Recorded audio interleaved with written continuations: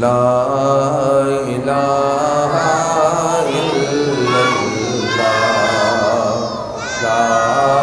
الہ الا اللہ، لا الہ الا اللہ، لا الہ الا اللہ، حسبی ربی جل اللہ، ما فی قلبی غیر اللہ، نور محمد صلی اللہ، لا الہ الا اللہ، لا الہ الا اللہ، لا الہ الا اللہ،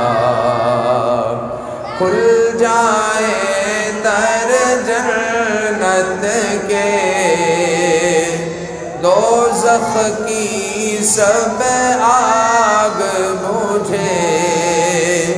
دل سے کوئی ایک بار کہے لا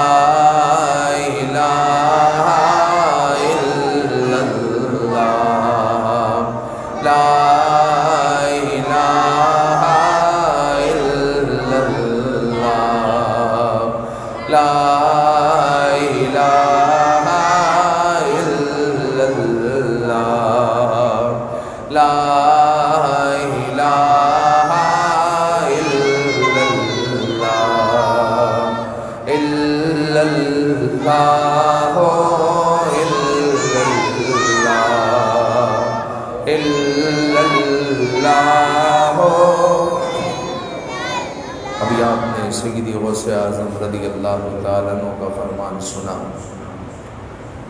کہ تجھے اگر نفع پہنچتا ہے تو اللہ کی جانب سے، نقصان پہنچتا ہے اللہ کی جانب سے،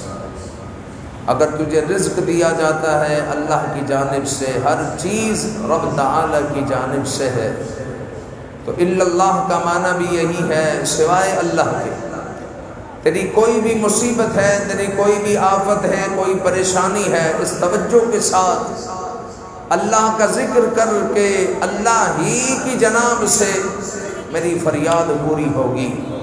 یاد رکھیں کہ سب اولیاء، سب انبیاء ہمارے لیے وسیلہ ہے، حقیقت میں کرنے والی ذات اللہ ہی کی ہے۔ ہم اہل سنت کا یہ عقیدہ ہے، اسی لیے امام اہل سنت فرماتے ہیں دینے والی ہے ذات اللہ کی، پر دلانا میرے حضور کا ہے، رب ہے معطی یہ ہے قاسم، رزق اس کا ہے کھلاتے یہ ہے۔ تو رب تعالیٰ کا نام ذکر کیا جا رہا ہے الا اللہ، کہ اللہ تعالیٰ کے سوا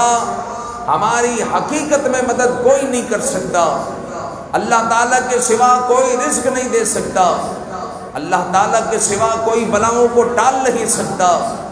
حقیقت میں خالق اللہ ہے، اللہ ہی مالک ہے،